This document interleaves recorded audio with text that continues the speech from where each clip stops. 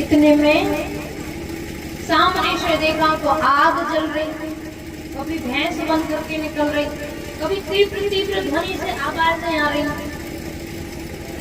अब ज्यों ये ध्वनियां गौकर्ण जी ने सुनी,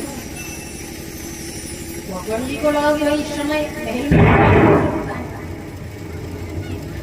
कमंडल लिए गौकर्ण जी ने जैसे कंजूरी में जल भरा और जल भर करके जैसे ही फेंका महाराज, जो आवाज आ रही थी, जो क्रिया हो रही थी,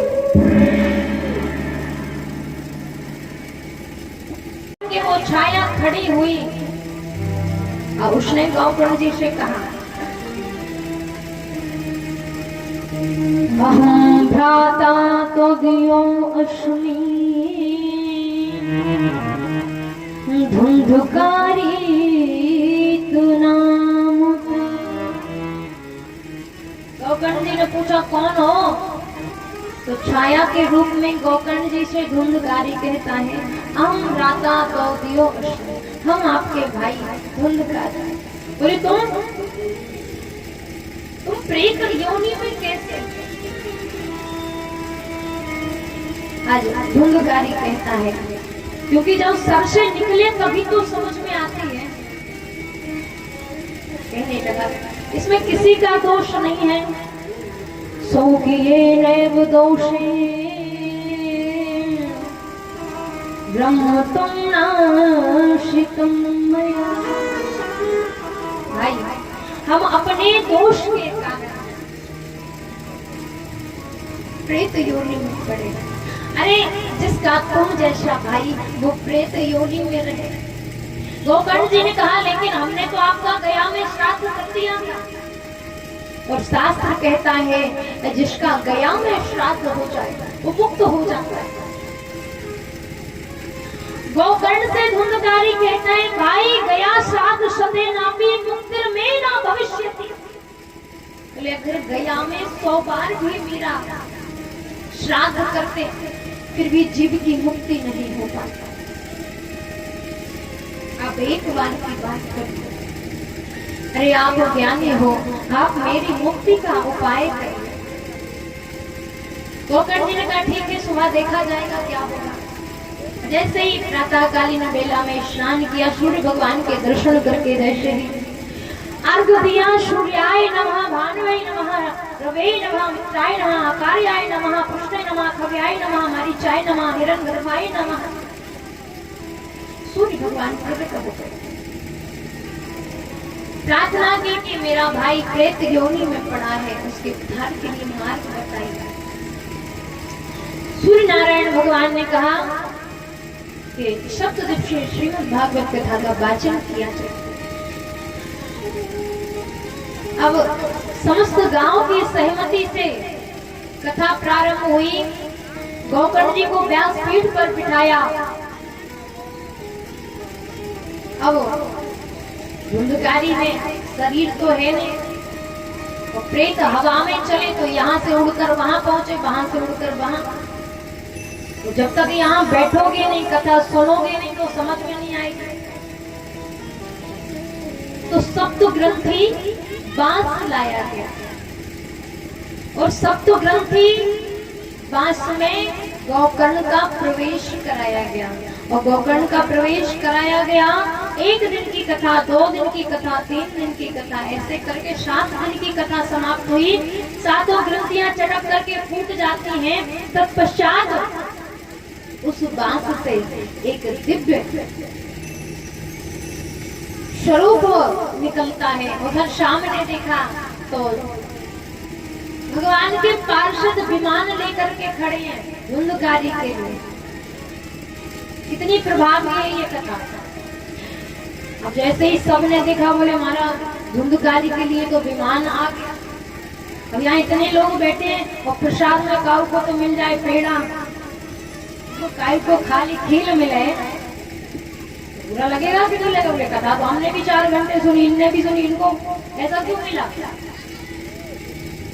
तो धुंधकारी के लिए विमान, और गांव वाले आराम से कह रहे हमारे लिए विमान क्यों नहीं आया? हमने भी तो कथा सुनी, हमारे लिए भी विमान आना चाहिए। बोलिए बाके हरिलाल की जय। गोविंद मेरो है गोपाल मेरो है, गोविंद मेरो है गोपाल मेरो है, श्री बाके बिहारी नंदलाल मेरो है, श्री बाके बिहारी नंदलाल मेरो है, श्री बाके बिहारी नंदलाल मेरो है, श्री बाके बिहारी नंदलाल मेरो है, गोविंद मेरो है गोपाल मेरो है।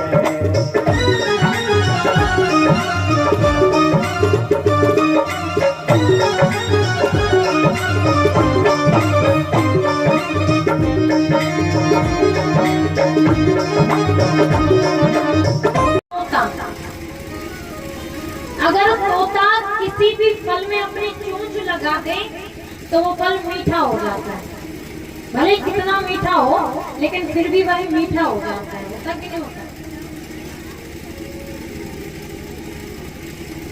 भागवत जी पहले से ही मीठी थी, लेकिन सुखदेव जी महाराज ने अपनी चोंच लगाई तो और मीठी हो गई।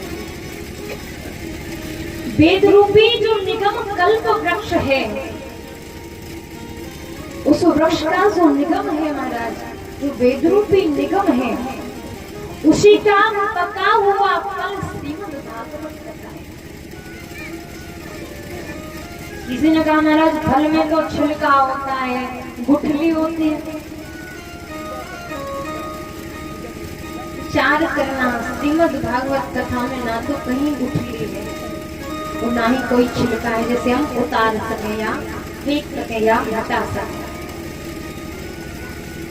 बोले महाराज वो तो ठीक है, लेकिन कब तक सुने? आज यहाँ हो रही, कल बगल के गांव में होगी, फिर 6 महीने बाद होगी, फिर 4 महीने बाद होगी। ऐसे कथा सुनेंगे तो हम तो थक ही जाएंगे। बहुत कथाएं होती हैं आज के समय में, तो बोले हम तो कथा कहाँ तक सुने।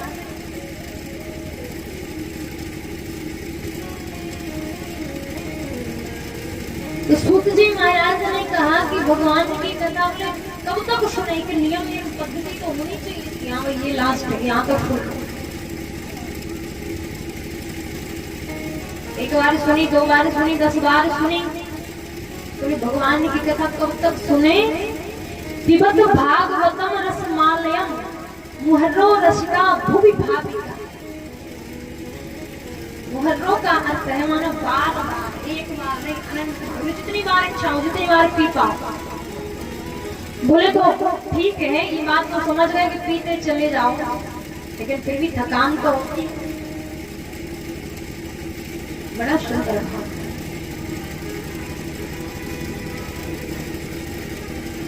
संसार में ऐसा कौन प्राणी है जो भगवान की कथा को सुनकर के ये कहते हैं कि महाराज बहुत सुन लिए, अब कहाँ तक सुने? वही कृष्ण है, वही राम है। अभी भी अगर मोबाइल में आ जाए ना रामानंद सागर, आदरणीय रामानंद सागर जी की रामायण जी, तो महाराज 100 बार भी प्रसंग देखा होगा, लेकिन फिर भी अच्छी लगती कि नहीं लगती? कभी ये लगता है महाराज देख। उसी प्रकार भगवान की कथा हर बार नई लगती है जो इसका सुंदर रसिक होगा।